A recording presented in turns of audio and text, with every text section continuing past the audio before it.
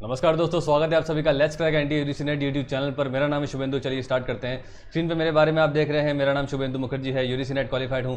Paper 2 का geography trainer हूँ। BA honours graduation में किया है। एमए ज्योग्राफी मास्टर्स में किया है। फॉर्मर ज्योग्राफी ट्रेनर था मैं KBEDO कुमार ब्रदर एजुकेशन पर। मोर देन 2 ईयर्स का टीचिंग एक्सपीरियंस है और मैं एक वॉइस आर्टिस्ट हूँ। ऑलराइट, बात करते हैं how to find my videos. पहली बात, जितने भी नए लर्नर्स आज भी जुड़ रहे हैं, पहली बात, इस चैनल पर 8 बजे मेरा कोर्स आता है। हर रोज़ 8 बजे ज्योग्राफी की क्लास होती है।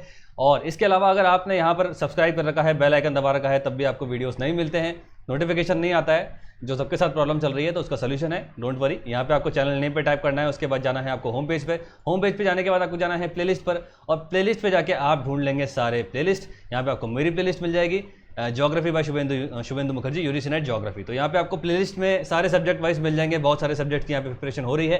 तो ज्योग्राफी का मैं ले रहा हूँ यहाँ पे सब्जेक्ट यूजीसी ज्योग्राफी। तो यहाँ पे आपको मेरी प्लेलिस्ट दिख जाएगी और यहाँ पर काफ़ी सारे वीडियोस हैं दोस्तों। अभी तक हमने 1-1.5 महीने में जो भी पढ़ाई की है, जो भी हमने यूनिट्स कवर की है, जो भी हमने टॉपिक्स कवर किए हैं, MCQs किए हैं, वो सब इस प्लेलिस्ट के अंदर सेव है। तो आपके लिए अच्छा फीचर है, फ्री में आपकी पढ़ाई हो रही है। सारे वीडियोस आप देख सकते हैं जितने बार आप चाहें। ऑलराइट, ये है हमारा टेलीग्राम चैनल जिसका नाम है शुभेंदु ज्योग्राफी। इससे अगर आप जुड़ते हैं तो आपको मिलते हैं वीडियोस, PDFs और अपडेट्स। और इस चैनल की DP है शुभेंदु ज्योग्राफी। इस तरह से आपको दिख जाएगा। यहाँ पर मेरी फोटो लगी हुई है। यहाँ पर आपको करना क्या है, टेलीग्राम पे जाके सर्च करना है शुभेंदु ज्योग्राफी और यहाँ पे आपको ज्वाइन करना है। इसके अलावा आप लोगों के फीडबैक से बनाया है हमने एक इंटरैक्टिव टेलीग्राम ग्रुप, जहाँ पे मैं करता हूँ डिस्कशन, आप लोग भी डिस्कशन करते हैं, और मैं स्पेसिफिकली देता हूँ रोज डेली टास्क। डेली टास्क का सेगमेंट मैंने स्टार्ट किया है जिसका नाम है Shubhendu geography riddles by Shubhendu Mukherjee. ठीक है, तो इसमें बेसिकली क्या है, एक फोटो देता हूं मैं, एक क्वेश्चन होता है और 4 ऑप्शंस होते हैं। फोटो देख के आपको क्वेश्चन को सॉल्व करना होता है। तो बहुत इंटरेक्टिव वे के अंदर पढ़ाई भी हो जाती है, आपकी विजुअल मेमोरी भी स्ट्रांग हो जाती है, और एट द एंड एग्जाम में जब आप करने जाएंगे 100 क्वेश्चन करने पड़ेंगे आपको ज्योग्राफी के, तो कोई भी आपको क्वेश्चन ऐसा कंफ्यूजिंग नहीं लगेगा, क्योंकि आपने सारे क्वेश्चन को विजुअल मेमोरी में फीड कर लिया है अपने सबकॉन्शियस माइंड के अंदर। तो वो सारी चीजें आपको देखने मिल जाएगी। तो विजुअल मेमोरी को बूस्ट करते हुए जब हम पढ़ाई करते हैं तो वो बहुत ज्यादा इफेक्टिव रहती है, बहुत ज़्यादा वैल्यूबल रहती है, और वो याद भी काफ़ी समय तक हमें रहती है। ठीक है, जिस तरह से हम पिक्चर्स वगैरह भी देखते हैं। इसके अलावा डाउट्स क्लियरेंस आप कर सकते हैं इस ग्रुप के अंदर। काफ़ी लोग इसके अंदर क्वेश्चन भी पोस्ट करने लगे हैं आजकल, जो अच्छी बात है, और आप लोग आपस में डिस्कशन कर लेते हैं क्या सही है क्या गलत है। कोई गलती होगी तो मैं ऑब्वियसली बता दूंगा। इस ग्रुप में जुड़ने के लिए आपको पहले करना है ये टेलीग्राम चैनल ज्वाइन, और उसके बाद आपको मुझे इस नंबर पर DM करना है कि सर मुझे ऐड कीजिए। सब लोग ऐसे ही कर रहे हैं, और आप लोग भी इस ग्रुप में जुड़ सकते हैं, और बहुत ही फन वे के साथ, इंटरेक्टिव वे के साथ हम लोग यहाँ पे पढ़ाई कर रहे हैं। ऑलराइट, तो बात करते हैं अनअकैडमी के बारे में। अनअकैडमी इंडिया का सबसे लार्जेस्ट ऑनलाइन लर्निंग प्लेटफॉर्म है। यहाँ पे आपको मिलते हैं daily live classes, structured courses, live test and quiz और अनलिमिटेड एक्सेस। ठीक है, अब बात करते हैं हमारे वीडियो के बारे में, हमारे लेसन्स के बारे में। हमारे वीडियोस को इंटरेक्टिव बनाने के लिए, स्टैंड अपार्ट बनाने के लिए मैंने काफ़ी सारी चीज़ें कर रखी हैं। जैसे जो भी मैं डेली टास्क दे रहा हूँ उसका नाम है रिडल्स। तो रिडल्स का सोल्यूशन डिस्कशन यहाँ पे होता है, और जो लोग भी सही आंसर दे रहे हैं, जो लोग भी पार्टिसिपेट भी कर रहे हैं डेली टास्क के अंदर, उन सबके नाम मैं यहाँ पे अनाउंस करता हूँ। और एक क्वेश्चन ऑफ द डे मैं देता हूँ उस वीडियो के एंड में। तो वो आपके लिए एक रिवॉर्ड है। आपने पूरा वीडियो एंड तक देखा, आपने पूरी शिद्दत से देखा, तो आपको एक रिवॉर्ड मिल रहा है क्वेश्चन ऑफ द डे के नाम पर, जो आपका रिवॉर्ड भी है और आपकी प्रैक्टिस भी हो रही है। क्वेश्चन ऑफ द डे जो होगा वो मैं इस तरह से देता हूँ, वो भी इंटरैक्टिव हो और उसमें थोड़े से आपको ज़्यादा मेहनत करनी पड़े, और वो आपका बेसिकली लर्निंग को एनहांस करेगा। सारे क्वेश्चंस इंपॉर्टेंट क्वेश्चंस होंगे जो भी यूजीसी नेट में पूछे गए हैं। ठीक है दोस्तों, तो बात करते हैं आज की वीडियो के बारे में। पहले बात कर लेते हैं रिडल्स के बारे में। आज सुबह मैंने ये रिडल दी थी आपको, टेलीग्राम चैनल पे मैंने पोस्ट किया था, और आपको बताना था इस पिक्चर को देख के। क्वेश्चन था कि during lunar eclipse the visible red colour is because of. जब भी लूनर एक्लिप्स होता है, जिसको हम चंद्र ग्रहण कहते हैं, तो उसमें नॉर्मली हमें जो मून है वो रेडिश कलर का दिखता है। पहली बार, एक तो जो लूनर एक्लिप्स होता है वो हमेशा फुल मून पे होता है, ठीक है, न्यू मून पे नहीं होता, अमावस पे नहीं होता। तो जब भी वो होता है तो आपको रेड कलर का यहाँ पे देखने को मिलता है। वो क्यों देखने को मिलता है, कारण उसका क्या है, 4 ऑप्शन दे रखे थे। सही आंसर है इसका C, dust in the earth atmosphere. तो ये तो इसका रीजन लिखा हुआ है, एक्चुअल में इसका रीजन है, एक्चुअल में इसका जो मेन मोटिव है या कारण है वो है रिलीज स्कैटरिंग। बेसिकली क्या हो रहा है, जब लूनर एक्लिप्स होता है तो एक्लिप्स में क्या हो रहा है, अब मून को नहीं देख पा रहे हैं बेसिकली, क्योंकि अर्थ की शैडो पड़ रही है मून पे। ठीक है, तो उसमें हो क्या रहा है, चूंकि मून जो है वो एक ल्यूमिनस बॉडी नहीं है, वो बेसिकली रिफ्लेक्ट करती है सन की लाइट को। तो जब अर्थ की शैडो उसमें पड़ती है तो उसकी जो सेलेक्टिव स्कैटरिंग उसके अंदर देखने को मिलती है। जो मून की लाइट है उसमें से केवल और केवल जो रेडिश कलर है, रेड एंड ऑरेंजिश कलर है, जिनकी वेवलेंथ ज़्यादा होती है, वही स्कैटर हो पाते हैं हमारे एटमॉस्फेयर के अंदर, और स्कैटर हो पाते हैं डस्ट की वजह से। उस स्कैटरिंग को हम कहते हैं रिलीज स्कैटरिंग। और ये वही रेडिश कलर है जो नॉर्मली आपको सनराइज और सनसेट पर देखने को मिलता है। तो इसी वजह से यहाँ पर आपको रेडिश कलर देखने को मिलता है, और कोई कलर नॉर्मली देखने को नहीं मिलेगा। कभी कभी ये पेल येलो हो सकता है, कभी कभी मोस्टली, लेकिन आपको शेड इसी तरह का देखने को मिलेगा, ब्लू या अलग तरह का कलर आपको देखने को नहीं मिलता है, क्योंकि जो रेड कलर है उसकी वेवलेंथ ज़्यादा है और वही सबसे ज़्यादा स्कैटर होता है not during the lunar eclipse. ये बात आपको ध्यान रखनी है। तो C is the right answer, dust in the earth atmosphere. और डस्टिंग हम जानते हैं, जब हमने कॉम्पोजिशन ऑफ एटमॉस्फेयर पढ़ा था तो हमने एक बहुत अच्छा देखा था कि भाई जो भी हमारे एटमॉस्फेयर के कॉम्पोजिशन है उसके अंदर 3 चीज़ें हैं, गैसेस हैं, वाटर वेपर है और डस्ट पार्टिकल्स हैं। तो डस्ट पार्टिकल्स का बहुत बड़ा महत्व है, या मैंने आपको बताया था कि डस्ट पार्टिकल्स स्कैटरिंग के अंदर बहुत ज़्यादा हेल्पफुल होते हैं और हाइग्रोस्कोपिक न्यूक्लिया का भी काम करते हैं। ये सब हम डिस्कस कर चुके हैं। जो भी नए व्यूवर्स जुड़ रहे हैं वो जाके वीडियोज़ देखें। हमने एटमॉस्फेयर पर भी 2 वीडियो बनाए हैं, कॉम्पोजिशन पे, स्ट्रक्चर पे, जाके आप देख सकते हैं। देखते हैं आज किन किन लोगों ने सही जवाब दिए हैं। तो पहला नाम है शुभजीत, फिर है स्वीटी शर्मा, रोजी, मोइन खान, मेघा, पीशु, रुस्तम अली, तन्मय महाता, सुषमा मलिक, मनीषा, महाश्वेता, आलिया, अलका, याशिका, शबनम, चुमकी मंडल, रानी, ज्योति चक्रवर्ती और गुरलीन कौर। गुरलीन ने काफ़ी टाइम बाद आज आंसर दिया है। ठीक है, आपने आंसर दिया है, वेरी गुड। तो आप देख सकते हैं इन सब लोगों ने सही आंसर दिया, कंग्रेचुलेशंस। काफ़ी सारे लोगों ने अभी भी नहीं दिया। इस ग्रुप में जो मेंबरशिप है वो करीब करीब 70 के अराउंड होने वाली है, लेकिन पार्टिसिपेट कम से कम लोग कर रहे हैं। तो मैंने आप लोगों के लिए बना रखा है, आप जितना करेंगे, आप जितना पार्टिसिपेट करेंगे, आप रिस्पॉन्सेज देंगे अपने, तो आप लोग ही फीचर हो पा रहे हैं वीडियो के अंदर। और आपको देख के काफ़ी सारे लोगों को इंस्पिरेशन मिलती है कि हम भी करें और हम भी फीचर हों। ठीक है, तो इसी वजह से मैंने इस तरह से रखा है कि टीचिंग जो होती है वो उसमें हर तरफ से मतलब यूनिलैटरल नहीं होना चाहिए कुछ भी, कि बस टीचर ही सब कुछ कर रहा है। आपकी तरफ से भी कुछ इनपुट्स आने चाहिए, आपकी तरफ से भी कुछ रिस्पॉन्सेस आने चाहिए। इसीलिए हम पेपर 1 के अंदर पढ़ते भी हैं। तो ये सारे नाम आप देख रहे हैं, इन सब लोगों ने सही जवाब दिया, कॉन्ग्रेचुलेशंस। और चलते हैं आज के वीडियो के अंदर। ठीक है, आज का वीडियो जो है वो प्रैक्टिस सेट 3 है। उसके अंदर हम कुछ मोस्ट इंपॉर्टेंट एमसीक्यूज करने वाले हैं और नॉर्मली आपको ये एमसीक्यूज मिलेंगे प्रीवियस ईयर क्वेश्चन पेपर से। तो चलिए स्टार्ट करते हैं।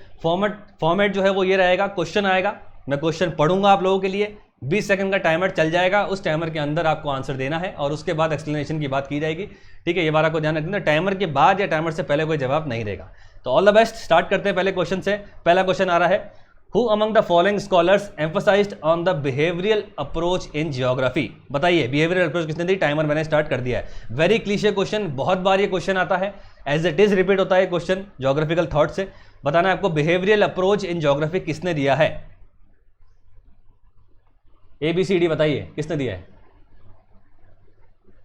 behavioral approach? ऑप्शंस भी काफी इजी हैं। ऑलराइट, समय होता है समाप्त और इसका आंसर है बी, विलियम क्रिक ने दिया है। किर्क इन्होंने दिया है। बिहेवियरल अप्रोच की शुरुआत इन्होंने की थी। तो ज्योग्राफी में अलग अलग स्कूल्स हैं, जैसे डिटर्मिनिज्म है, पॉसिबिलिज्म है, स्टॉप एंड गो डिटर्मिनिज्म है, ह्यूमनिज्म है, पॉजिटिविज्म है, ठीक है, स्ट्रक्चरलिज्म है, पोस्ट मॉडर्निज्म है। ये सारे जो है वो हम लोग ज्योग्राफिकल थॉट में पढ़ेंगे और ये अलग अलग आइडियोलॉजीज हैं ज्योग्राफी की बेसिकली। तो कभी पोस्ट मॉडर्निज्म भी आएगा, कभी फेमिनिज्म भी इसके अंदर आता है और काफ़ी सारे आते हैं। तो उसमें बेसिकली आपको एक तो आइडियोलॉजी का जिस्ट ध्यान रखना है कि आइडियोलॉजी बेसिकली क्या कह रही है। बिहेवियरल अप्रोच के मतलब ह्यूमन बिहेवियर के ऊपर ये आइडियोलॉजी है और ह्यूमन बिहेवियर के बारे में बताया है कि ह्यूमन बिहेवियर वेरी करता है पर्सन टू पर्सन, और वो जो है इसी वजह से उसके डिसीजन भी वेरी करते हैं जब वो मैन इन्वायरमेंट रिलेशनशिप में आता है। ठीक है, तो इसमें विलियम किर्क ने जो है सबसे पहले इसकी स्थापना की थी। तो B is the right answer. इसी तरह से और भी जितने भी साइकोलॉजीज हैं, सॉरी फिलोसॉफिकल जो थ्योरीज हैं इसके अंदर, साइकोलॉजीज बोल रहा हूँ मैं, फिलोसॉफिकल थ्योरी जो है वो उसके जिस्ट और उसको किसने दिया है वो दोनों आपको ध्यान रखना है। कई बार आपसे मैच द फॉलोइंग से भी आ जाएगा, यहाँ पे 3-4 लिखे हुए होंगे इसके फिलोसॉफिकल अप्रोच, जैसे बिहेवियरलिज्म लिखा हुआ है, स्ट्रक्चरलिज्म लिखा हुआ है, पोस्ट मॉडर्निज्म लिखा हुआ है, और राइट हैंड साइड में ज्योग्राफर्स के नाम है, तो आपको उनको मैच द फॉलोइंग करना है, या इनमें से क्या सही है क्या गलत है आपको बताना है। तो ये चीज़ें आपको इस तरह से पढ़नी है, रटना नहीं है। कोई भी अप्रोच है, बिहेवियरलिज्म है, कोई भी अप्रोच है, उसको बेसिकली हमें क्या करना है, उसका जिस्ट पकड़ना है यूजीसी नेट के लिए। अगर आप ग्रेजुएशन में होते हैं या मास्टर्स में होते हैं तो आपको शायद उसको याद भी करना पड़ता है, क्योंकि आपको लिखना पड़ेगा। यहाँ पर उसका जिस्ट पकड़ना है बेसिकली, जिस्ट पकड़ने के बाद और किस ज्योग्राफर ने दिया है और कहाँ पे कौन से ईयर में दिया है, वो 3 चीज़ें आपको ध्यान रखनी है। ठीक है, तो सही आंसर है इसका बी, विलियम किर्क। चलते हैं नेक्स्ट क्वेश्चन की तरफ। Which among the following perspective was responsible for the radical transformation in the spirit and purpose of geography? And your time starts now। बताइए रेडिकल ट्रांसफॉर्मेशन ज्योग्राफी में किससे denote करता है? यहाँ पे आप देखेंगे रेडिकल मतलब जो एक बड़ा चेंज चाहता है। ठीक है, रेडिकलिस्ट उन्हें ही कहा जाता है।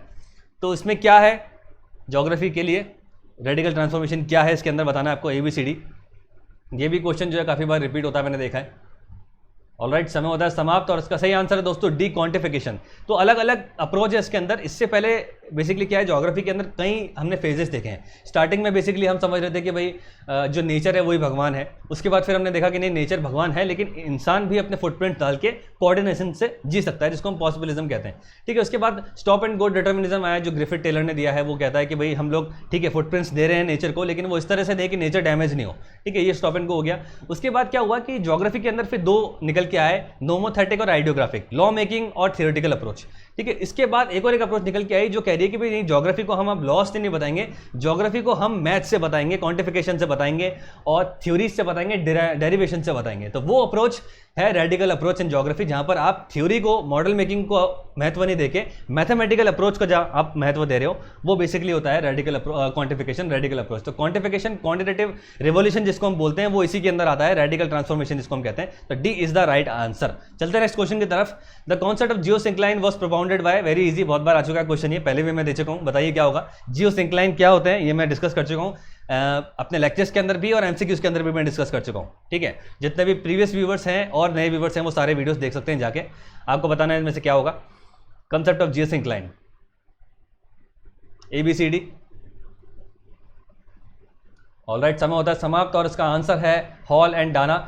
और बेसिकली जियोसिंक्लाइन का कंसेप्ट मैंने बताया था, जियोसिंक्लाइन बेसिकली डिप्रेशंस हैं जमीन के ऊपर जो बनते हैं, और बेसिकली ये जमीन पे नहीं, सी बेड पे बेसिकली देखने को मिलते हैं। कंटिन्यूस डिपोजिशन एक्टिविटीज जब होती है वेदरिंग से, और वेदरिंग के बाद वो जो पार्टिकल्स हैं, छोटे छोटे पार्टिकल्स हैं रॉक्स के, वो इरोजिव एजेंट्स के द्वारा लिए जाते हैं, बहा दिए जाते हैं, जैसे विंड हो गया या वाटर हो गया। ठीक है, वो इरोजिव एजेंट्स जो हैं उनको लोड कैरी करके सारा डिपॉजिट करते हैं हमारे सी बेड पे। सी बेड पे over a period of time जब डिपोजिशन एक्टिविटीज बढ़ने लगती है तो वो सेडिमेंट्स का लोड बढ़ने लगता है। सेडिमेंट्स का जब लोड बढ़ने लगता है तो कुछ इस तरह से आप देखेंगे यहाँ पर इस तरह से एक फीचर देखने को मिलता है। नॉर्मली सी बेड जो था हमारा इस तरह से था मान लो, ठीक है, और ये हमारा मान लो सी लेवल है और ये हमारा सी बेड है। तो यहाँ पर सी लेवल से रिवर्स आ रही है और यहाँ पे अपना सिल्ट डिपोजिशन कर रही हैं। ठीक है, छोटे छोटे डिपोजिशन हो रहे हैं। कुछ टाइम बाद क्या होगा, यहाँ पे ये फेज देखने को मिलेगा, ये सी बेड जो है ना लोड की वजह से इस तरह से इसमें झुक जाएगा, तो इसको कहा जाता है जियोसिंक्लाइन्स। ये बात आपको ध्यान रखनी है, तो उसको दिया था हॉल एंड डाना ने। चलते हैं नेक्स्ट क्वेश्चन की तरफ। Who among the following scholars laid down the foundation of the dichotomy of general versus special, आएगा स्पेशल नहीं है ये, स्पेशल ज्योग्राफी। ठीक है, and the time starts now. General और स्पेशल ज्योग्राफी के बीच में डायकोटोमी किसने दिया है? वेरी क्लिशे क्वेश्चन, बहुत बार आता है, आई थिंक 50 बार रिपीट हो गया होगा ये क्वेश्चन। आपको बताना है क्या इसका सही आंसर है, ABCD बताइए। डायकोटोमी डुअलिज्म हम पढ़ते हैं, हम थॉट के अंदर पढ़ेंगे इसको, डायकोटोमी डुअलिज्म क्या होता है। ठीक है, तो जनरल वर्सेस स्पेशल ज्योग्राफी के बीच में क्या फ़र्क है वो किसने बताया, वो बेसिकली बताया है। समय समाप्त हो चुका है और इसका सही आंसर है दोस्तों C is the right answer. Bernhard Varenius जो है उन्होंने इसका दिया था डायकोटोमी का।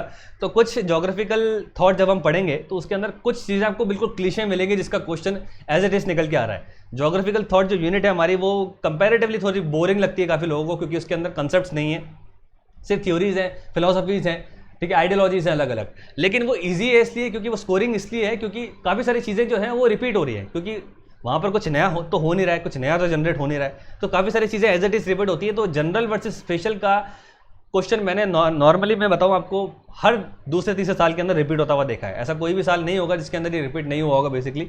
तो उसका सही आंसर है सी, बर्नहार्ड वेरिनस। तो इस तरह की चीज़ों को आपको याद करना है। शायद यही क्वेश्चन आपको JRF की तरफ ले जा सकता है, या ये क्वेश्चन आपको सिलेक्शन दिला सकता है, या नेट क्लियर करा सकता है, क्योंकि आप कंपटीशन जानते हैं, बहुत ज़्यादा कंपटीशन होता है और पॉइंट्स से हम रह जाते हैं, इवन नेट से भी या अपने JRF से भी, ये बात आप जानते हैं। ठीक है, तो ध्यान रखनी है, इस तरह की चीज़ों को आपको स्किप नहीं करना है, ऐसे क्वेश्चन को आपको तो दिमाग में फीड कर लेना है। चलते हैं नेक्स्ट क्वेश्चन की तरफ। Which among the following sequence is correct one in the littoral zone from land to sea? आपको बताना है, 4 ऑप्शन दे रखे हैं, लैंड टू सी आपको क्रोनोलॉजिकल ऑर्डर में देना है, बताइए क्या होगा। ABCD, land to sea, littoral zones basically coastal areas को कहा जाता है और उसको हमने जोनिंग कर रखी है high tide low tide line के हिसाब से हमने कर रखी है। तो इसका क्या सही बैठेगा आपको बताना है, क्वेश्चन आया हुआ है ये बहुत बार, बताइए क्या होगा। ऑलराइट, समय होता है समाप्त और इसका सही आंसर है ए, बैक शोर, फोर शोर, नियर शोर एंड ऑफ शोर। ठीक है, इसका डायग्राम देखते हैं। देखिए ये है बैक शोर, लैंड टू सी जा रहे हैं, ये हमारा लैंड हो गया, ये हमारा बीच हो गया। ठीक है, लैंड से हम सी की तरफ जा रहे हैं तो बैक शोर आ जाएगा, फिर आ जाएगा हमारा फोर शोर, देन नियर शोर एंड ऑफ शोर। ये दे रखा है यहाँ पर, आप देख सकते हैं। ठीक है, तो बैक शोर, फोर शोर, नियर शोर, ऑफ शोर। ठीक है, ऑल राइट। तो यहाँ पर आप देख सकते हैं कि भाई ओपन सी से लो टाइड लाइन तक हम देखेंगे, जहाँ पे लो टाइड ब्रेक लाइन है वहाँ पर ऑफ शोर है। उसके बाद लो टाइड ब्रेक लाइन से हाई टाइड ब्रेक लाइन पर है हमारा नियर शोर। उसके बाद हाई टाइड ब्रेक लाइन से हमारा यहाँ पर देखेंगे फोर शोर, हाई टाइड लाइन तक जो है वो हमारा फोर शोर है। उसके पीछे वाला जो है वो बैक शोर है। ठीक है, जो बीच वाला एरिया होता है वो बेसिकली हमारा बैक शोर होता है। तो बैक शोर, फोर शोर, नियर शोर और ऑफ शोर। उल्टा भी पूछा जा सकता है आपसे, सी से लैंड की तरफ अगर हम जाएंगे तो उसका उल्टा हो जाएगा, फोर शोर पहले आएगा, फिर नियर शोर आएगा, देन सॉरी ऑफ शोर पहले आएगा, देन नियर शोर आएगा, देन फोर शोर, उसके बाद बैक शोर आएगा। तो ये इसका करेक्ट सीक्वेंस है, therefore A was the right answer. चलते हैं नेक्स्ट क्वेश्चन की तरफ। अदर्शन रीजनिंग का क्वेश्चन है, इसका आप फॉर्मेट जानते हैं, 4 ऑप्शंस होते हैं, ये बात हम जानते हैं। तो पहले देखते हैं अदर्शन रीजनिंग में कैसे होता है सॉल्व, क्योंकि लगा के करते हैं, देखेंगे। अदर्शन क्या है, in low latitudes sea water in the deep cold zone does not freeze. Alright, reason दे रखा है, the deep sea water does not remain under intense pressure because of its high salinity. आपको बताना है क्या सही है इसके अंदर। टाइम स्टार्ट मैंने कर दिया है, बताइए क्या होगा। अदर्शन रीजनिंग का क्वेश्चन है, बताइए।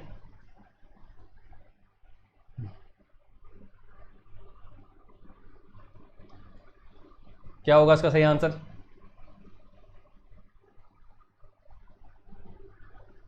ऑलराइट, समय होता है समाप्त दोस्तों, और इसका सही आंसर होगा C S two R S false. क्योंकि दोस्तों इसमें पहले मैं बता देता हूं कि भाई अंडरग्राउंड सॉरी जो डीप सी वाटर होता है, अलग अलग जोन होते हैं, फोर्टिक एफोर्टिक जोन होते हैं, वो हम बाद में देखेंगे। तो जो डीप सी लेवल है हमारे ओशन का, वहां पर कभी भी बर्फ नहीं जमती है। कारण उसका है कि वहां पर सैलिनिटी काफ़ी ज़्यादा होती है, ठीक है, और वहां पर जो टेम्परेचर होता है कंपैरेटिवली गर्म होता है, ये भी हमने देखा है as compared to the surface, ठीक है। इसी वजह से जितने भी जो मरीन एनिमल्स हैं नॉर्मली वो जब सर्दी का समय आता है तो वो डीप चले जाते हैं, ताकि वो एक्सट्रीम वेदर इवेंट्स के मतलब उनको एक्सट्रीम वेदर इवेंट्स नहीं देखने को मिले, इसलिए वो डीप चले जाते हैं। तो नॉर्मली चाहे कोई भी लैटिट्यूड हो, डीप सी जो एरिया होता है हमारे ओशन का, वो कभी भी फ्रीज नहीं होता। तो पहला तो ठीक है, मान लिया हमने। लेकिन ये कह रहा है कि deep sea water does not remain under intense pressure because of its high salinity. जितना जितना आप डीप सी वाटर में नीचे जाएंगे उतना उतना प्रेशर लगता है दोस्तों। तो ये तो गलत हो गया कि डीप सी वाटर कभी भी प्रेशर के अंदर नहीं आता, और सैलिनिटी इसका हाई रीजन बताया जा रहा है। सैलिनिटी और डेंसिटी का दोस्तों जो रिश्ता है वो डायरेक्ट रिश्ता है, ठीक है। जैसे जैसे सैलिनिटी बढ़ेगी, यानी कि पानी के अंदर सॉल्ट की मात्रा जितनी बढ़ेगी, उतना पानी की डेंसिटी ज़्यादा होगी और उतना पानी के अंदर प्रेशर भी ज़्यादा होगा अगर आप ऊपर से नीचे जाएंगे, ठीक है। ये बात आपको ध्यान रखनी है। तो सैलिनिटी मतलब पानी के अंदर जितने भी सलाइन मिनरल्स हैं, जितने ज़्यादा वो बढ़ जाते हैं तो पानी का घनत्व बढ़ जाता है, क्योंकि वाटर मॉलिक्यूल्स के बीच की स्पेसेस के अंदर वो सॉल्ट पार्टिकल्स जमा हो जाते हैं, जिसकी वजह से वो डेंसिटी बढ़ जाती है, ठीक है। तो डेंसिटी बढ़ेगी तो प्रेशर भी बढ़ेगा, यानी कि आप जितना भी नीचे जाएंगे, सरफेस से नीचे जब आप सी बॉटम पे जाते हैं तो वहाँ पर प्रेशर भी बढ़ता है, सैलिनिटी भी बढ़ती है और डेंसिटी भी बढ़ती है। कोल्ड वाटर की डेंसिटी हमेशा ज़्यादा होती है और वार्म वाटर की कम होती है। तो ये बिल्कुल ही गलत हो गया आंसर, ऑल्दो फर्स्ट वाला ठीक है, मैंने मान लिया, इसीलिए A is true R is false होगा। ये बात आपको ध्यान रखनी है। सैलिनिटी एंड डेंसिटी का मैंने आपको रिश्ता बता दिया है। जब हम ओशनोग्राफी पढ़ेंगे तो इन तीनों को हम देखेंगे, टेम्परेचर डेंसिटी वाला जो कंसेप्ट है पूरा, टेम्परेचर है, सैलिनिटी है और डेंसिटी, ये सारी चीज़ें हम देख लेंगे। चलते हैं नेक्स्ट क्वेश्चन की तरफ। Alright, Gutenberg discontinuity is between, बताना है आपको क्या है, वेरी इजी। गुटेनबर्ग डिसकंटिन्यूटी किसके बीच में है? अर्थ इंटीरियर में हमने पढ़ा है डिसकंटिन्यूटी के बारे में। गुटेनबर्ग डिसकंटिन्यूटी किसके बीच में आती है बताओ? 4 ऑप्शन है, बताइए। अलग अलग डिसकंटिन्यूटीज हैं, very easy question. Yes, alright, समय होता है समाप्त, और इसका राइट आंसर है दोस्तों B, mantle and core boundary पे देखने को मिलता है। बेसिकली लोअर मेंटल और अपर कोर, आउटर कोर जमा देखने को मिलता है। ये डायग्राम आप देखेंगे। कॉनरॉड डिसकंटिन्यूटी जो है वो हमारे अपर लोअर क्रस्ट के बीच में है, या सियाल और सेमा जिसको हम बोलते हैं। मोहरिक डिसकंटिन्यूटी जो है वो हमारे लोअर क्रस्ट और अपर मेंटल के बीच में है, यानी कि क्रस्ट एंड मेंटल के बीच में मान सकते हैं। रेप्टिस जो है वो लोअर मेंटल अपर मेंटल के बीच में है, और ये है हमारे गुटेनबर्ग डिसकंटिन्यूटी। यहाँ पर आप देख सकते हैं, ये है हमारे लोअर मेंटल और आउटर कोर, तो एक तरीके से मेंटल और कोर के बीच में ही है। उसके बाद लेमन डिसकंटिन्यूटी आती है जो हमारे इनर कोर और आउटर कोर के बीच में आती है। आउटर कोर जो है वो लिक्विड स्टेट के अंदर है, इनर कोर जो है हमारा सॉलिड स्टेट के अंदर है। आउटर कोर लिक्विड स्टेट के अंदर क्यों है? क्योंकि यहाँ पर आके एस वेव जो होती हैं, एस सिस्मिक वेव जो होती हैं वो डिसअपियर हो जाती हैं, और उसकी क्वालिटी होती है कि वो लिक्विड मीडियम के अंदर ट्रेवल नहीं कर सकती। इसके अलावा जो हमारा आउटर कोर है वो लिक्विड स्टेट के अंदर है, तो जब ये घूमता है तो मैग्नेटिक फील्ड बनती है। ये सब हम चीज़ें देख चुके हैं, ठीक है। ऑलराइट, तो सही आंसर है इसका Gutenberg discontinuity, lower mental and outer core. चलते हैं नेक्स्ट क्वेश्चन की तरफ। ऑलराइट, पेटर नॉस्ट्रल लेक्स जो है वो कहाँ देखने को मिलती है? पेटर नॉस्ट्रल लेक्स कहाँ देखने को मिलती है? टाइम स्टार्ट करता हूँ, बताइए। ये भी बहुत बार क्वेश्चन आया हुआ है, मैंने देखा है। पेटर नॉस्ट्रल लेक्स कहाँ देखने को मिलती है? ऑलराइट, समय समाप्त होने वाला है, बताइए, फटाफट कमेंट कीजिए। ABCD, very cliche question. Paternoster lakes, समय होता है समाप्त, और इसका सही आंसर है A, lakes formed the glacial stairways. तो नॉर्मली ग्लेशियल रीजन्स के अंदर, स्नोई एरियाज के अंदर इस तरह की लेक देखने को मिलती है। आप डायग्राम देखेंगे, होता ये है कि मान लीजिए ये एक पहाड़ है, यही स्नो एरिया है, ठीक है। तो यहाँ पर आप देख सकते हैं ग्लेशियर से ही पानी रिसीड करता है, स्ट्रीम्स बनती हैं, स्ट्रीम्स जाके फिर ट्रिब्यूटरीज बनाती हैं, ट्रिब्यूटरीज जाके पूरी फिर एक रिवर बनाती है, जैसे हमने गंगा के अंदर भी देखा था। तो यहाँ से जो भी स्ट्रीम्स निकल रही हैं बर्फ़ के पिघलने की वजह से, तो नीचे जाके वहाँ पर आप देखेंगे ये एक ही सीरीज़ के अंदर काफ़ी सारे लेक्स देखने को मिलेंगे। तो ये है एक एल्पाइन माउंटेन और यहाँ पर ग्लेशियर है, ग्लेशियर पिघल रहा है, पानी निकल रहा है। तो आप इस ग्लेशियल एरियाज़ के अंदर ये जो लेक्स देख रहे हैं ना, ये 1, 2, 3 और आगे भी लेक्स हैं, उनको कहा जाता है पेटरनोस्टर लेक्स। इसकी क्वालिटी ये होती है दोस्तों, पेटरनोस्टर लेक्स के अंदर जो भी इनलेट आ रहा है पानी का वो एक ही है, ठीक है, यानी कि एक ही स्ट्रीम है जो यहाँ पर भी पानी भर रही है, ठीक है। मान लीजिए ये अगर ये यहाँ से स्ट्रीम जा रही है, ठीक है, यहाँ से नीचे जाके इसका भी पानी भरेगी, ठीक है, फिर यहाँ से जाके ये थोड़ा सा यहाँ भी पानी भरेगी और आगे वाले में भी भरेगी, यानी कि इसका इन लेक्स का वाटर सोर्स एक ही स्ट्रीम होता है और जो स्ट्रीम का वाटर सोर्स है वो ग्लेशियर होता है। ग्लेशियर से पानी पिघलता है, पिघलने के बाद पहले वो कुछ एक लेक को ओवरफ्लो करता है, फिर पानी ओवरफ्लो होकर दूसरे लेक पे जाता है, फिर दूसरे लेक पे जाता है। ये बात आपको ध्यान रखनी। तो इन लेक्स को कहा जाता है जो ग्लेशियल एरियाज पे देखने को मिलते हैं, जिनका वाटर इनलेट एक ही स्ट्रीम से होता है, उनको कहा जाता है पेटरनोस्टर लेक्स, ठीक है। तो ये और किसी एरिया में देखने को नहीं मिलेंगे, always they are found in the alpine region और ग्लेशियल रीजन के अंदर देखने को मिलते हैं। चलते हैं नेक्स्ट क्वेश्चन की तरफ। Ice crystal theory to the precipitation, ये किसने दिया है? आइस क्रिस्टल थ्योरी किसने दी है बताइए, ABCD। आइस क्रिस्टल थ्योरी किसने दी है बताइए।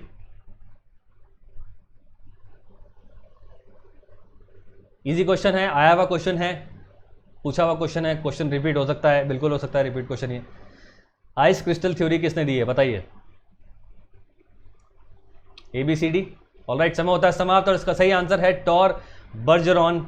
टॉर बर्जरॉन बेसिकली ज्योग्राफर थे जिन्होंने ice crystal theory the on precipitation. Diagram हम देखते हैं, बेसिकली ये कह रहे हैं कि जब भी इवेपोरेशन होता है, इवेपोरेशन क्या होता है, इवेपोरेशन होने के बाद पानी भाप बनता है और ऊपर जाके वो वाटर ड्रॉपलेट्स के अंदर कन्वर्ट हो जाता है। तो ये कह रहे हैं कि ऊपर जाके बेसिकली क्या हो रहा है, वाटर ड्रॉपलेट जो है उनका जो साइज है, जैसे जैसे आप एलिवेशन बढ़ेगा, जैसे जैसे आप ऊपर से नीचे से ऊपर की तरफ जाएंगे, तो वाटर ड्रॉपलेट्स का साइज जो है वो छोटा होता चला जाएगा, क्योंकि ये वाटर ड्रॉपलेट जो है वो आइस क्रिस्टल के अंदर तब्दील हो रहे हैं, क्योंकि ऊपर माइनस के अंदर टेम्परेचर प्रिवेल करता है। ये बात आप जानते हैं, ट्रोपोस्फेयर के अंदर क्या हो रहा है, ट्रोपोस्फेयर के अंदर माइनस पे टेम्परेचर होता है, -80 डिग्री या -70 डिग्री हम देखते हैं। तो जो भी वाटर क्रिस्टल्स ऊपर जाते हैं इवेपोरेशन से, कन्वेक्टिव करंट से जो ऊपर जा रहे हैं, ऊपर जाने के बाद उनका साइज छोटा होता है और ये वाटर क्रिस्टल्स बेसिकली क्या होते हैं, आइस क्रिस्टल्स के अंदर तब्दील होते हैं। तो यहाँ पे आप देखेंगे वाटर क्रिस्टल का साइज छोटा हो रहा है और यहाँ पे आइस क्रिस्टल का साइज जो है वो बढ़ रहा है, और ये बेसिकली क्या हो रहा है, एलिवेशन से डिनोटेड है। जैसे जैसे एलिवेशन बढ़ेगा, आप यहाँ से यहाँ देखेंगे यूं आ रहे हैं तो ये एलिवेशन बढ़ रहा है, ठीक है, यहाँ से यहाँ एलिवेशन बढ़ रहा है। इसको मैं अगर रिवर्स कर देता तो ये और लॉजिकल हो जाता डायग्राम, पर आप इसी से समझ जाइए। जैसे जैसे एलिवेशन बढ़ रहा है, आप अल्टीट्यूड बढ़ा रहे हैं, तो क्या हो रहा है, वाटर ड्रॉपलेट्स जो हो रही है उनका साइज छोटा हो रहा है और ये वाटर ड्रॉपलेट्स कन्वर्ट हो रही हैं आइस क्रिस्टल में, जिनका साइज बड़ा हो रहा है। ये बताया गया है, as the water droplets ascend in the cloud the ice crystals grow at the expense of the super cooled water droplets. ये बात आपको ध्यान रखनी है, ये सुपर कूल्ड वाटर ड्रॉपलेट्स हैं, इनका साइज छोटा होता है और ये साइज छोटा होते होते आइस क्रिस्टल्स के अंदर तब्दील हो जाते हैं। यह बात आप जानते हैं, ठीक है। चलते हैं नेक्स्ट क्वेश्चन की तरफ। तो ध्यान रखना है, बर्जरॉन ने दी है, टॉर बर्जरॉन ने आइस क्रिस्टल थ्योरी दी है ऑन प्रेसिपिटेशन। चलते हैं नेक्स्ट क्वेश्चन की तरफ। The term cosmography was coined and divided into यूरेनोग्राफी and geography, किसने दिया है? कॉस्मोग्राफी किसने कॉइंड किया है? मैंने टाइमर स्टार्ट कर दिया है। और यूरेनोग्राफी और ज्योग्राफी के अंदर उसको किसने डिवाइड किया है? वेरी क्लीशे क्वेश्चन, ये भी क्वेश्चन कई बार आ चुका है। बताइए क्या होगा इसमें से आंसर क्या है? कॉस्मोग्राफी और इसको डिवाइड किसने किया है यूरेनोग्राफी और जियोग्राफी के अंदर? ABCD बताइए क्या होगा? ऑलराइट, समय होता है समाप्त और इसका सही आंसर है C, Alexander von Humboldt geographer हैं जिन्होंने ये कॉस्मोग्राफी कॉइन टर्म किया है और उसको डिवाइड किया है यूरेनोग्राफी और जियोग्राफी के अंदर, ठीक है। चलते हैं नेक्स्ट क्वेश्चन की तरफ। आदर्शन एंड रीजनिंग का क्वेश्चन है, वही फॉर्मेट रहेगा, ये बात आपको ध्यान रखनी है। तो आदर्शन कहता है energy flow shift from the production to respiration in the entropic stage with the oxygen demand exceeding oxygen availability. Reason इसका है stratospheric ozone layer depletion causes skin disease. बताइए, वेरी इजी क्वेश्चन है, क्या होगा इसका सही आंसर? ABCD बताइए क्या होगा इसका सही आंसर?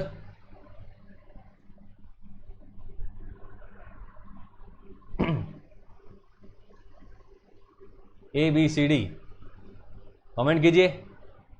ऑलराइट, समय होता है समाप्त और इसका सही आंसर है दोस्तों B is the right answer. दोनों अपने आप में सही हैं, लेकिन R जो है इसको एक्सप्लेन नहीं कर सकता, क्योंकि R जो है वो क्लाइमेटोलॉजी से रिलेटेड है, स्ट्रेटोस्फेरिक ओजोन, और ए जो है आदर्शन, वो हम एनवायरमेंटल ज्योग्राफी के अंदर पढ़ते हैं। तो बेसिकली क्या होता है, एक एनवायरमेंटल पिरामिड होता है जिसको हम एनर्जी पिरामिड कहते हैं, ठीक है। इसमें क्या हो रहा है, सबसे बॉटम में आते हैं हमारे प्रोड्यूसर्स, उसके बाद आते हैं फिर कंज्यूमर्स, और कंज्यूमर्स के फिर अलग अलग लेवल हैं, ये बात आप जानते हैं। तो प्रोड्यूसर बेसिकली क्या कर रहे हैं, फोटोसिंथेसिस से दे रहे हैं ऑक्सीजन, ठीक है। तो ऑक्सीजन जो है, अगर मान लीजिए प्रोड्यूसर्स लोअर लेवल पर है, तो उसके नेक्स्ट बात मान लीजिए हमारे हर्बीवोरस आ गए, ठीक है, जो प्लांट ईटिंग एनिमल्स हैं। तो जैसे जैसे आप नीचे से प्रोड्यूसर से ऊपर की तरफ जाएंगे, उसको हम कहते हैं ट्रॉपिक लेवल, ठीक है। इस तरह से अगर मैं यहाँ पे पिरामिड बना भी दूँ, मान लो, ठीक है, ये मान लो मैंने एनर्जी पिरामिड बनाया, और यहाँ पर मैंने रखे हैं प्रोड्यूसर्स, ठीक है।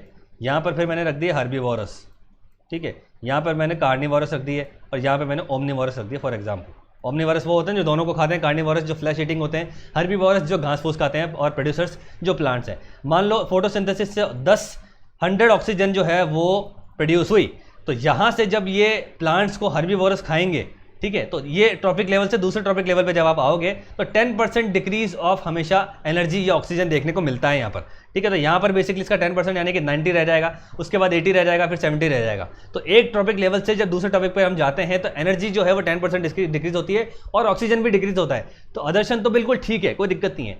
रीजन इसका ये दे रहा है कि stratospheric ozone depletion causes skin cancer या स्किन डिजीज, तो यहाँ से इसका कोई रिलेशन नहीं है, अपने आप में दोनों सही है। स्ट्रेटोस्फेरिक ओजोन का डिप्लीशन होता है, तो यूवी रेडिएशन उस होल से बिल्कुल डायरेक्टली हमारे स्किन पे आ सकती है, जिससे हमारे यूवी रेडिएशन से हमारे सेल्स के अंदर म्यूटेशन हो सकता है और कैंसर हो सकता है, स्किन कैंसर। तो दोनों अपने आप में सही हैं, लेकिन दोनों जो रीजन है वो उसको एक्सप्लेन नहीं करता। दैट्स व्हाई इसका आंसर होगा B is the right answer. चलते हैं नेक्स्ट क्वेश्चन की तरफ। आई होप आपको समझ में आ रहा होगा सब कुछ।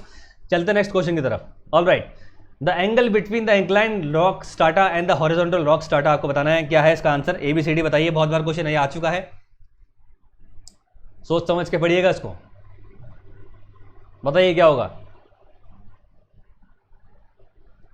हॉरिजॉन्टल रॉक स्ट्राटा के बारे में पूछ रहा है, क्या होगा इसका सही आंसर, ABCD। ऑलराइट, समय होता है समाप्त, और इसका आंसर होगा दोस्तों B is the right answer, dip. जिन लोगों ने अगर गलती से स्ट्राइक दे दिया है तो उन्होंने हड़बड़ी में क्वेश्चन पढ़ा होगा मे बी।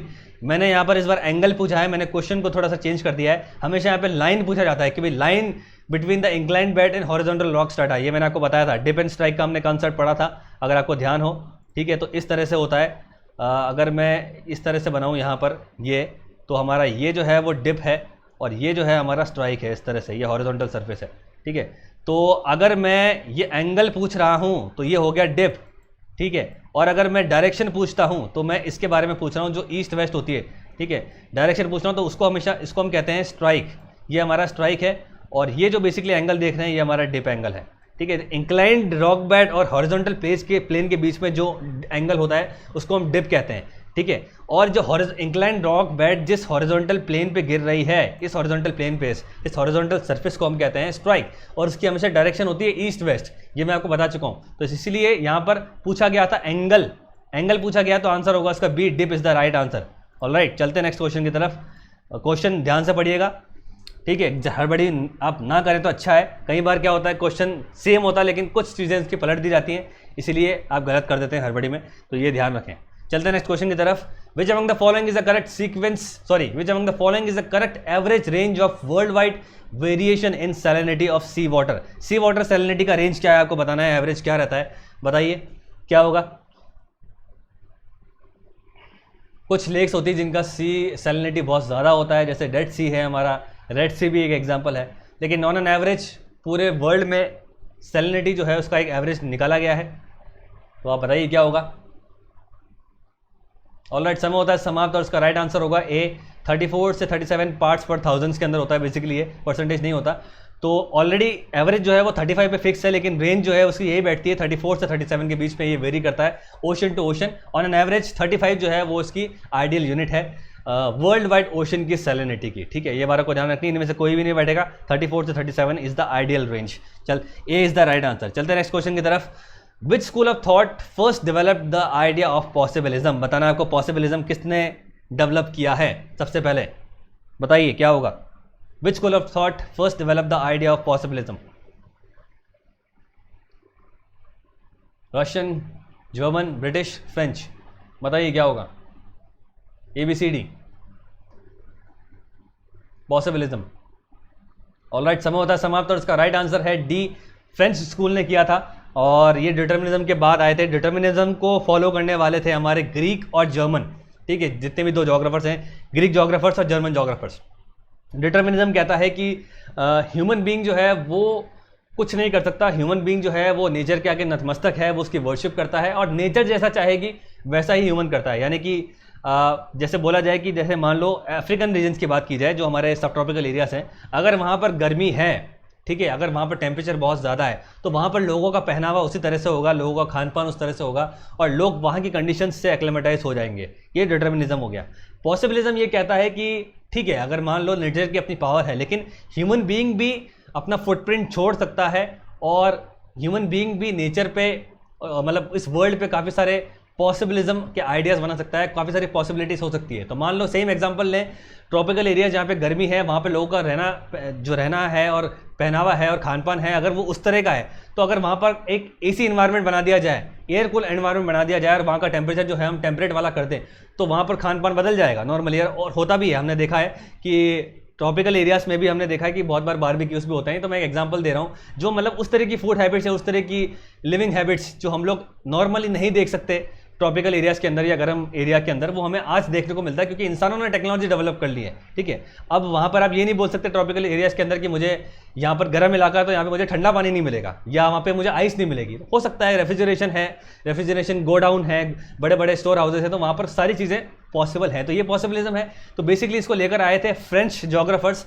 दो नाम आते हैं, फेब्रे का नाम आता है और पॉल विडल डे ब्लेज का नाम आता है इसके अंदर। स्टार्टिंग इन्होंने की थी, तो फ्रेंच स्कूल है और आगे जाके जब हम इसको जोग्राफिकल थॉट पढ़ेंगे तो मैं आपको पूरा बताऊंगा। तो मैंने बेसिकली लेमन के अंदर आपको बता दिया है कि डिटर्मिनिज्म क्या है, पॉसिबिलिज्म क्या है। पॉसिबिलिज्म बोलता है कि नेचर ऑल्दो स्ट्रॉन्ग है, लेकिन इंसान भी अपनी कैपेबिलिटीज से उसके साथ पॉसिबिलिटीज बना सकता है। ऐसा नहीं कि वो हमेशा नेचर जैसा चाहेगी वैसा ही होगा, ये मतलब है पॉसिबिलिज्म का, ठीक है। फिर इसका बीच मध्यम मार्ग निकल के आया, इसको हम बोलते हैं स्टॉप एंड गो डिटर्मिनिज्म, इसको हम कहते हैं, वो ग्रिफिथ टेलर लेके आए थे, जिसको हम आगे पढ़ेंगे। चलते हैं नेक्स्ट क्वेश्चन की तरफ, क्वेश्चन नंबर 15 की तरफ।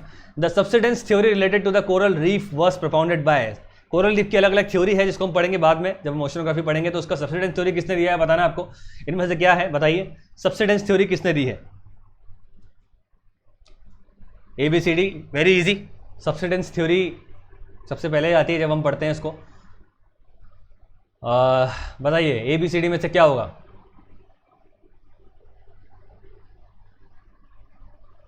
ऑलराइट, समय होता है समाप्त और इसका सही आंसर है ए, डेविस ने दी थी सब्सिडेंस थ्योरी, जिसको हम डिटेल में देखेंगे जब हम पूरा कवर करेंगे टॉपिक। चलते हैं नेक्स्ट क्वेश्चन की तरफ। मैच द फॉलोइंग का क्वेश्चन आ गया है। लिस्ट 1 है, लिस्ट 2 है, आपको उनको मैच करना है। करिए मैच, टाइमर स्टार्ट करते हैं। नीचे कोर्स दे रखे हैं, यहाँ पे आप कोर्स दे रखे हैं और आपको बताना है 1 2 3 4 क्या इसका सही आंसर होगा। मैच करने के बाद नीचे कोर्स पे आएंगे, आप देखेंगे क्या इसका सही आंसर है, बताइए। कमेंट कीजिए, समय समाप्त होने वाला है। ऑलराइट, समय होता है समाप्त। और चलिए इसको पहले मैच द फॉलोइंग कर लेते हैं। कोरियोलिस फोर्स मैंने आपको बताया था अर्थ के रोटेशन से है, तो ए तो 4 हो गया, तो यहाँ पर सारे ऑप्शंस में A4 हमें दिखते हैं, ठीक है। तो इससे तो आंसर नहीं होगा। टाइडल फोर्स मैंने आपको बताया था, tidal force basically planetary bodies पे हो सकता है। टाइडल फोर्स बेसिकली ये डिनोट कर रहा है, टाइड्स जब आती है हमारे अर्थ पे तो वो टाइडल फोर्स ऑफ मून से भी होती है और अर्थ की ग्रेविटी से भी होती है। टाइडल फोर्स ऑफ मून से अर्थ के एक फेस पे हाई टाइड देखने को मिलेगी और अर्थ के ग्रेविटी और सेंट्रीफ्यूगल फोर्स से अर्थ के दूसरे फेस पे भी हाई टाइड देखने को मिलती है। तो टाइडल फोर्स जो है वो अर्थ ग्रेविटी से, यानी कि B1 है, A4 B1 हमें 3 और 4 में देखने को मिलता है, तो 1 और 2 तो हमारे एलिमिनेट हो गए, ठीक है। फिर बात करते हैं फ्रिक्शनल फोर्स के बारे में। तो फ्रिक्शनल फोर्स उसी पे लगेगा, ठीक है, उसी पे ही लग सकता है जो किसी चीज़, कोई चीज़ मूवमेंट में हो, ठीक है। जो कोई चीज़ मूवमेंट में होगी तो वहाँ पे फ्रिक्शनल फोर्स देखने को मिलता है। तो फ्रिक्शनल फोर्स यहाँ पे अप्रोप्रिएट बैठता है टोपोग्राफिकल डिफरेंस से। जिस भी, यानी कि कोई भी रिवर या विंड किसी ऐसे इलाके से जा रही है जहाँ पर टोपोग्राफिकल डिफरेंसेस हैं, कहीं हाई माउंटेन्स हैं, कहीं प्लेट्यूज हैं, कहीं मैदान है, तो वहाँ पर उस पर एक फ्रिक्शनल फोर्स लगेगा, ठीक है, टोपोग्राफिकल डिफरेंसेस। तो C2 हो जाता है, यानी कि A4 B1 और C2 हमें यहाँ देखने को मिलता है, A4 B1 C2, तो 4 इसका सही आंसर होता है। और रेजिस्टिंग फोर्स बेसिकली वहाँ पर लगता है जो चीज़ स्टैग्नेंट है, ठीक है। अगर आप दीवार को खिसकाने की कोशिश करेंगे तो दीवार नहीं खिसकेगी, क्योंकि दीवार एक रेजिस्टिंग फोर्स लगा रही है, दीवार अपने आप में स्टैग्नेंट है। तो D का बैठता है स्टैटिक स्टेट से, तो D3 होता है। तो A4 B1 C2 और D3। तो 4 इज द राइट आंसर। आप देख सकते हैं कोरालिस फोर्स अर्थ रोटेशन से है, टाइडल फोर्स ग्रेविटी से है, फ्रिक्शनल फोर्स जो है हमारा टोपोग्राफिकल डिफरेंसेस से है, और रजिस्टिंग फोर्स जो लगता है किसी भी स्टैटिक स्टेट से लगता है। ठीक है, ये बात आप जानते हैं, तो मैंने बता दिया। स्टैटिक फोर्स जैसे आप दीवार को धक्का देंगे तो दीवार नहीं जाएगी, क्योंकि वो एक स्टैटिक फोर्स लगा रही है, क्योंकि वो स्टैटिक है, अपनी जगह पे अड़ी हुई है, उसी को कहा जाता है रेजिस्टिंग फोर्स। ठीक है, चलते हैं नेक्स्ट क्वेश्चन की तरफ। ये भी मैच द फॉलोइंग का क्वेश्चन है, और लिस्ट 1 यहाँ पे दे रखी है, कुछ इंस्ट्रूमेंट दे रखे हैं, और यहाँ पर उनका वो क्या काम करते हैं दे रखा है। मैच द फॉलोइंग आपको करना है, बताइए क्या होगा इसका सही आंसर।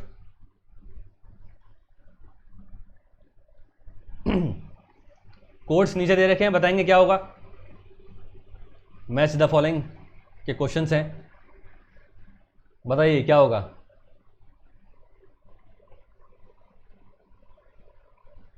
ऑलराइट, समय होता है समाप्त। चलिए मैच करते हैं पहले इसको। तो स्लिंग साइक्रोमीटर जो होता है वो रिलेटिव ह्यूमिडिटी के लिए यूज़ किया जाता है। जब भी आपको रिलेटिव ह्यूमिडिटी देखनी हो तो वो हम इस इंस्ट्रूमेंट का यूज़ करते हैं। पीडोमीटर बेसिकली हम जब हम वॉक कर रहे हैं, ये बेसिकली आजकल जितने भी फिटनेस बैंड्स है उसके अंदर पीडोमीटर लगा हुआ आता है। ये बताता है कि आपने कितना डिस्टेंस कवर किया है, कितने फुट स्टेप्स आपने चले हैं। तो पीडोमीटर का जो है वो डिस्टेंस है। उसके बाद स्पेक्ट्रोमीटर तो हमें दिख ही रहा है, स्पेक्ट्रम कुछ एनर्जी कुछ रेडियंस होगा यहाँ पर, तो रेडियंट एनर्जी यहाँ पर है, तो C2 हो गया। और पिक्नोमीटर जो होता है वो किसी भी चीज़ की डेंसिटी को डिनोट करने के लिए, डेंसिटी को मेजर करने के लिए होता है। तो बनता है ये A का बनेगा A3। तो A3 हम देखेंगे, A3 यहाँ पर है, तो यानी कि 3 और 4 हम हटा देंगे, 1 और 2 देखते हैं। A3 पीडोमीटर डिस्टेंस B4, ठीक है, दोनों सेम मिल रहे हैं। और स्पेक्ट्रोमीटर रेडियंट एनर्जी यानी कि C हमारा होगा 2, तो हो गया हमारा आंसर 2 हो गया इसका आंसर। A3 B4 C2 और D1 पिक्नोमीटर जो होता है डेंसिटी के लिए होता है, तो D1 हो गया, तो आंसर इसका हो गया 2। A3 B4 C2 D1, this is the right answer. ये आप डायग्राम देखेंगे, ये पीडोमीटर कुछ इस तरह का होता है, आजकल इस तरह की वॉचेस के अंदर आता है, स्मार्ट वॉच के अंदर, फिटनेस बैंड के अंदर देखने को मिलता है। ये है स्लिंग साइक्रोमीटर, ठीक है, साइक्रोमीटर इसको बोलते हैं। इसमें 2 तरह के बल्ब होते हैं, वेट एंड ड्राई। और ये जो आप हैंडल देख रहे हैं, इस हैंडल को पकड़ के इस तरह से इसको रोटेट किया जाता है, जिससे रिलेटिव ह्यूमिडिटी जो है वो कैप्चर की जाती है। फिर ये स्पेक्ट्रोमीटर है, जिससे आप रेडियंट एनर्जी, किसी भी तरह की रेडियंट एनर्जी अलग अलग वेवलेंथ्स की, उसको मेजर कर सकते हैं। और ये है हमारा पिक्नोमीटर, जिससे आप डेंसिटी मेजर कर सकते हैं किसी भी चीज़ की, सॉलिड लिक्विड की। चलते हैं नेक्स्ट क्वेश्चन की तरफ। ऑल राइट, क्वेश्चन नंबर 18, और ये भी मैच द फॉलोइंग का क्वेश्चन है। यहाँ पर प्रोसेस है और यहाँ पर आउटकम दे रखा है, आउटकम दे रखा है, कंफ्यूज नहीं होना है, करिए मैच इसको, बताइए क्या होगा सही आंसर। कोट्स दे रखे हैं नीचे, बताइए क्या होगा।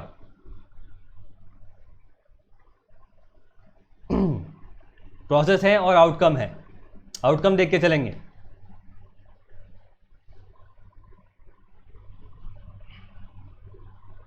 ऑलराइट, समय होता है समाप्त, और सबसे पहले करते हैं मैच। डीकम्पोजिशन बेसिकली वो प्रोसेस होता है जिसके अंदर dead remains of plants and animals decompose होते हैं, बैक्टीरियाज होते हैं जो उनको गला देते हैं। तो जब इस तरह की चीज़ें, लिविंग बीइंग कुछ डीकम्पोज होती है तो उससे बनता है ह्यूमस, और गैस निकलती है मीथेन। ये बात को ध्यान रखनी है। तो A3 हो गया यहाँ पर, तो 1 और 2 तो कैंसिल हो गए, 3 और 4 के अंदर हम देखेंगे A3 डीकम्पोजिशन मीथेन। ट्रांसपिरेशन हम जानते हैं, जब प्लांट्स की लीव्स से पानी जो है वो इवेपोरेट होता है, ठीक है, तो उसको हम कहते हैं ट्रांसपिरेशन। बेसिकली स्टोमेटा करके एक प्लांट लीव्स के अंदर एक होता है। बेसिकली लीव्स को अगर हम माइक्रोस्कोप से देखेंगे तो आपको लिप स्ट्रक्चर के अंदर कुछ चीज़ें देखेंगे, इसको हम स्टोमेटा कहते हैं। तो स्टोमेटा ऊपर नीचे होते रहते हैं, उसी से जो है प्लांट्स रेस्पिरेशन करते हैं, अपना प्रोटोसिंथेसिस करते हैं।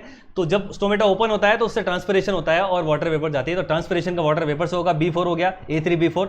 इनमें से अभी भी कुछ समझ में नहीं आ रहा है। फिर आता है रेस्पिरेशन, लेकिन इसको छोड़ो, आप आओ फोटोसिंथेसिस पे। तो जब भी फोटोसिंथेसिस होता है तो बाय प्रोडक्ट, ठीक है, वेस्ट निकलता है ऑक्सीजन, जो हमारे लिए इंपॉर्टेंट है। तो D हो गया 2, तो हमारा आंसर हो गया 3, यानी कि A3 B4 C1 D2। C जो होता है रेस्पिरेशन, जो हमारे ह्यूमन सेल के अंदर होता है, हम कुछ भी खाते हैं जिससे एनर्जी बनती है।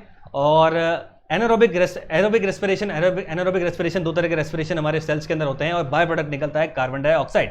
ठीक है, ये बात को ध्यान रखते हैं। कुछ भी हम काम करते हैं तो हम रेस्पिरेशन इसके अंदर सेल्स के अंदर होता है, और बाय प्रोडक्ट कार्बन डाइऑक्साइड निकलता है। तो डीकम्पोजिशन बेसिकली क्या हुआ, डीकम्पोजिशन से मीथेन निकल रहा है, ठीक है। कोई भी चीज़ जब सड़ जाती है, transpiration excuse me, plants leaves से जो पानी निकल रहा है, वाटर वेपर निकल रहा है, आप देख सकते हैं। तो B4 हो गया, रेस्पिरेशन हमारे ह्यूमन सेल्स के अंदर होता है, बाय प्रोडक्ट होता है इसका कार्बन डाइऑक्साइड। यानी कि जब हम सांस अंदर लेते हैं, सांस छोड़ते हैं, तो हम छोड़ते हैं कार्बन डाइऑक्साइड, और सेल्स के अंदर हो रहा है रेस्पिरेशन, ठीक है। तो ये हो गया हमारा रेस्पिरेशन। और फोटोसिंथेसिस जो प्लांट्स करते हैं, तो जब वो करते हैं under presence of carbon dioxide, sunlight and water, तो निकलता है बाय प्रोडक्ट, हमारा क्या निकलता है, ऑक्सीजन निकलता है, ठीक है। तो ये आपको ध्यान रखना है। फोटोसिंथेसिस 2 हो गया, D2 is the right answer. तो आंसर इसका बना A3 B4 C1 D2, 3 is the right answer. चलते हैं नेक्स्ट क्वेश्चन की तरफ।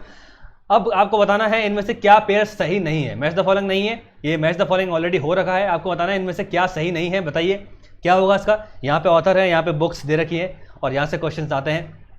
टाइमर मैंने स्टार्ट कर दिया है, क्या सही नहीं है आपको बताना है, बताइए। ऑलराइट, समय समाप्त होने वाला है, बताइए फटाफट।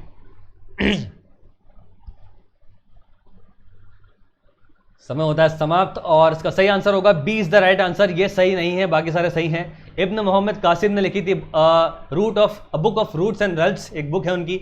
अल मसूदी ने किताब अल औसत लिखी है। इब्न खल्दुन ने लिखी है मुकद्दिमा। अल बरूनी ने लिखी है कानून अल मसूदी। लेकिन ये जो किताब है किताब अल सैयदना, ये भी अल बरूनी की लिखी हुई है। अल बलाकी की कोई दूसरी किताब है, तो ये जो है वो करेक्टली नहीं हो रखा है। बी जो है वो रॉन्ग मैच है, तो B is the right answer.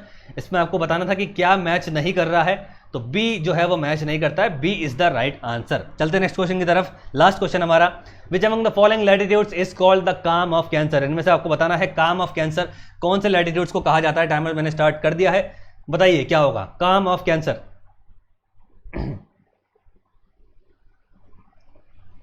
इनमें से क्या होगा बताइए। 25 डिग्री नॉर्थ, 45 से 66.5 degree north and south, 25 degree south, या इनमें से कोई भी नहीं, बताइए।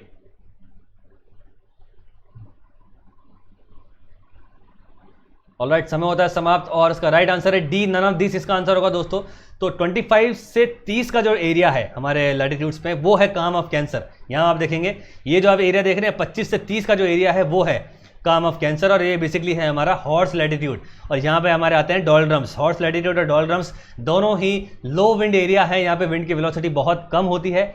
और डोलड्रम जो है वो मॉइस्ट एरिया है और हॉर्स लैटिट्यूड जो है वो हमारा ड्राई एरिया है। दोनों ही जगह आप देखेंगे विंड की वेलोसिटी काफ़ी कम होती है, तो काम ऑफ कैंसर को ही हॉर्स लैटिट्यूड कहा जाता है। ये बात आपको ध्यान रखनी है।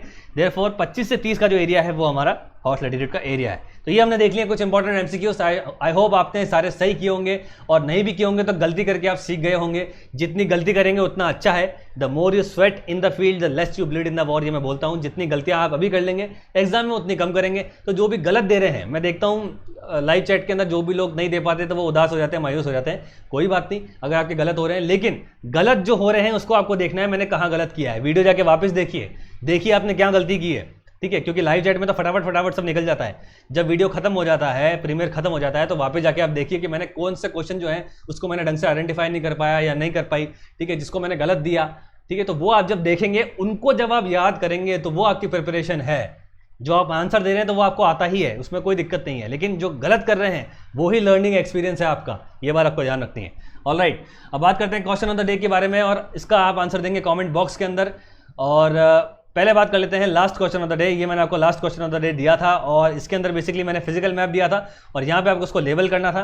तो देखते हैं किस तरह से लेबलिंग होगी। 1 जो है हमारा, यहाँ पर आप देखेंगे, यहाँ पर है हमारी विंध्या रेंज, ठीक है, विंध्या रेंज है। तो 1 जो है हमारा विंध्या रेंज है। उसके बाद 2 जो है हमारा वो है, यहाँ पर आप देख सकते हैं 2, यहाँ पर 2 है, ये है हमारा कोरोमंडल कोस्ट, ठीक है। यहाँ पे कोरोमंडल कोस्ट आता है, यहाँ पे मालाबार कोस्ट आता है। उसके बाद 3 जो है हमारा, यहाँ पर आप देखेंगे ये जो है 3, यहाँ पर आप देखेंगे ये है हमारी काराकोरम रेंज। और यहाँ पर काराकोरम रेंज के अंदर एक पास है जिसको हम कहते हैं गलवान वैली। और गलवान वैली आजकल न्यूज़ में है क्योंकि इंडो चाइना का जो डिस्प्यूट हुआ है वो यहीं पर हुआ है। काराकोरम रेंज और अक्साई चीन के बीच में जाने का जो इकलौता पास है वही गलवान वैली है। और गलवान वैली पर ही दोनों ही तरफ से डी एस्केलेशन स्टार्ट हो गया है। इससे पहले यहाँ पर झड़प हुई थी जिसमें हमने देखा कि हमारे मिलिट्री के 20 जवान शहीद हुए थे, यहाँ पर वीर गति को प्राप्त हुए थे। तो ये आपको ध्यान रखना है। गलवान वैली से भी अगर क्वेश्चन आता है तो वो काराकोरम रेंज के अंदर है। यहाँ पर कहीं एग्जैक्टली ये हमारा एरिया जो है ये अक्साई चीन का एरिया है, और यहाँ पर गलवान वैली है। It is the only axis between the Ladakh and the Aksai चीन, ये बात आपको ध्यान रखनी है। उसके बाद चलते हैं 4 पे। 4 जो है हमारा, यहाँ पर आप देखेंगे ये कोकन कोस्ट है। और 5th जो है ये जो हमारा है ये सुंदरबन डेल्टा है। सुंदरबंस, यहाँ पे मैनग्रोव्स देखने को मिलते हैं, और यहाँ पर मिलते हैं हमें the great royal Bengal tiger, ठीक है। बात करते हैं 6 के बारे में। 6 कहाँ गया हमारा? 6 जो है यहाँ पर आप देख सकते हैं, तो ये है मिशमी हिल्स, ठीक है। यहाँ पर आप देखेंगे, यहाँ पर अरुणाचल प्रदेश में मिशमी हिल्स है। उसके बाद 7 नंबर पे आप देखेंगे ये जो है हमारी ये है लद्दाख रेंज, ठीक है। उसके बाद आती है जास्कर, और यहाँ पर आती है फिर पीर पंजाल, ठीक है। लद्दाख के जस्ट नीचे जास्कर है, ठीक है। फिर हम बात करते हैं 8 नंबर पे। ये जो आप देख रहे हैं ये जो बीच में जो स्ट्रेट है ये है हमारा पाल्क स्ट्रेट है, जो इंडिया और श्रीलंका को जोड़ता है, जिसको हम राम सेतु भी कहते हैं। तो ये पाल्क स्ट्रेट है, ये बात आपको ध्यान रखनी है। उसके बाद 9th नंबर पे आता है हमारा, ये आप देख सकते हैं, ये मालाबार कोस्ट है, यहाँ पे आप देखेंगे ये मालाबार कोस्ट है। फिर 10 नंबर पे आता है गारो खासी जैंतिया हिल्स, जो यहाँ पे हम देखने को मिलती है, यहाँ पर आप देखेंगे गारो खासी जैंतिया हिल्स है। 11 नंबर पे है हमारा पीर पंजाल रेंज, ठीक है, जहाँ पर हमारी जो मेन टनल है पीर पंजाल बनिहाल वाली, ठीक है, यहाँ पर पीर पंजाल रेंज है। और 12th नंबर पे है हमारा, यहाँ पर आप देखेंगे ये है हमारा नंगा पर्वत, ठीक है, नंगा पर्वत दे रखा है, 8126 मीटर इसकी हाइट है यहाँ पर, ये हमारा नंगा पर्वत है। और उसके बाद 13 नंबर पे आप देखेंगे डोडा बेटा रेंज है, जो नीलगिरी हिल्स की सबसे हाईएस्ट पीक है, आप देख सकते हैं यहाँ पर डोडा बेटा रेंज है, 2637 मीटर्स इसकी हाइट है। तो ये हमने 13 जो है चीज़ें देख ली हैं, और आई होप आपको इस तरह का क्वेश्चन ऑफ द डे समझ में आया होगा, पसंद आया होगा। थोड़ा सा इसमें आपको दिमाग लगाना पड़ेगा, आपकी विजुअल मेमोरी बहुत स्ट्रांग हो जाएगी जब आप इस तरह के क्वेश्चंस करेंगे। और कभी भी आपको दिमाग में विंध्या रेंज बोलेगा तो आपको बिल्कुल दिमाग में स्ट्राइक होगा कि भाई विंध्या रेंज जो है वो कुछ इस जगह मौजूद है, ठीक है। सुंदरबंस को जिस जगह है, यहाँ पर मिशमी हिल्स है, यहाँ पे दाफला हिल्स है, यहाँ पर गारो खासी जैंतिया है, ये काराकोरम रेंज है, यहाँ पर कहीं गलवान वैली है, ठीक है, ये हमारा है लद्दाख रेंज, ठीक है। तो इस तरह की चीज़ें मैं देता रहूँगा, आपकी विजुअल मेमोरी बढ़ाता रहूँगा। बात करते हैं आज के क्वेश्चन ऑफ द डे के बारे में, वो भी कुछ इस तरह का ही है, ठीक है। क्वेश्चन ऑफ द डे ये है कि ये इंडिया का है हमारा फिजिकल मैप, और यहाँ पर आपको लेबल करने हैं, मैंने प्लेस कर दिए हैं न्यूक्लियर पावर प्लांट्स, और आपको बेसिकली इसको लेबल करना है स्टेट वाइज। स्टेट अगर आप नहीं जानते हैं तो पहले जाके देखिए कि कौन सा स्टेट कैसा दिखता है, ठीक है, कि किस स्टेट की बनावट कैसी है। तो ये बेसिकली पॉलिटिकल मैप है, और हर स्टेट के अंदर मैंने इस तरह से ये एक माउंटेन बना दिया है, डेल्टा बना दिया है, और ये सारे जो हैं वो न्यूक्लियर पावर प्लांट्स हैं। तो आपको उनको बेसिकली नेम करना है, ये कौन से न्यूक्लियर पावर प्लांट है, हर स्टेट के अंदर एक न्यूक्लियर पावर प्लांट है। सैम्पल आंसर आप इस तरह से देंगे, जैसे राजस्थान का कौन सा है, गुजरात का कौन सा है, ठीक है, उत्तर प्रदेश का कौन सा है, कर्नाटका का कौन सा है, तमिलनाडु का कौन सा है। तो इस तरह से आपको कमेंट करना है कमेंट बॉक्स के अंदर, लाइव चैट पे आप कर ही नहीं पाएंगे, इतना टाइम ही नहीं है, ठीक है। तो ये बात आपको ध्यान रखनी है, और ये हो गया आपका क्वेश्चन ऑफ द डे। तो आई होप आप आज के सेशन को एंजॉय किया होगा आपने, और क्वेश्चन ऑफ द डे आप लगाएंगे, कमेंट करेंगे, कोई दिक्कत आती है मुझे पूछेंगे टेलीग्राम चैनल पर। ये है हमारा टेलीग्राम चैनल जिसका नाम है शुभेंदु नेट ज्योग्राफी, इससे आप जुड़ सकते हैं। और ये है हमारा इंटरैक्टिव टेलीग्राम ग्रुप, जहाँ पे हम डिस्कशन करते हैं, टास्क करते हैं, डाउट्स क्लियर करते हैं, और फन वे के अंदर पढ़ाई करते हैं। इसके अलावा और भी चीज़ें जो हैं यहाँ पे मैं देना शुरू करूँगा, मोटिवेशन से जुड़ी जो चीज़ें हैं वो देना शुरू करूँगा। मैं एक खुद वॉइस आर्टिस्ट हूँ, तो उससे रिलेटेड चीज़ें मैं आपको बताऊँगा कि मोटिवेशन कैसे होता है और किस तरह से किया जाता है, वो सारी चीज़ें हम डिस्कस करेंगे इसके अंदर। तो इस वीडियो में इतना ही दोस्तों, और मिलते हैं नेक्स्ट वीडियो के अंदर। इस वीडियो को आप लाइक कीजिए, चैनल सब्सक्राइब कर लीजिए, और आप में से कोई अगर किसी भी प्लेटफॉर्म के अनअकैडमी में पढ़ना चाहता है, चाहे वो 11th-12th हो, चाहे वो नीट हो, चाहे कोई भी प्लेटफॉर्म हो, तो आप मेरा कोड लगा सकते हैं। अगर आप सब्सक्राइब कर रहे हैं अनअकैडमी को तो आपको 10% डिस्काउंट मिल जाएगा, आप ही का फायदा है, 10% डिस्काउंट आपको मिल रहा है। इस वीडियो में इतना ही, थैंक यू सो मच, मिलते हैं नेक्स्ट वीडियो के अंदर, गुड नाइट।